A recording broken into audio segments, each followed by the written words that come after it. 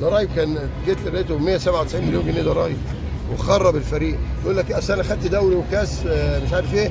لا انت طلعت اعترفت دول بتوع مرتضى منصور.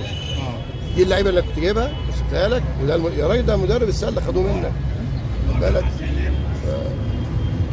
لا مش عندنا. مش عندي. اتفضل معاك نكمل. تعليق حضرتك على تذبذب مستوى نادي الزمالك خلال الفتره الاخيره يا سياده المشجعين المستشار؟ المحترمين الجمهور الحقيقي وخليك ورا فريقكم وهتكسب وتتعادل وهتخسر سياده المستشار، انا واخد 14. تعليق حضرتك على تذبذب فريق الكره في الفتره والهزائم الاخيره المتتاليه للفريق والهزايم، يعني اخر هزيمه من شباب بلوزداد.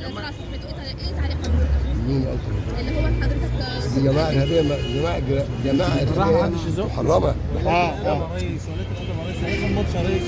شتيمه وقله ادب وضرب بالازايز. بص اقسم بالله هم دلوقتي هيضروا الجمهور المحترم، لان ممكن مجلس الاداره يطلع قرار ما فيش جمهور شكرا تمام. يلا البس.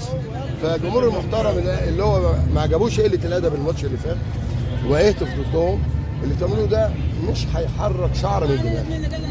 واللي عايز ينزل انتخابات، انا قبل كده قلت لهم انا هعمل انتخابات مبكره بالنسبه لي وانزلوا كلكم، بس ليا طلب واحد. اتفضل.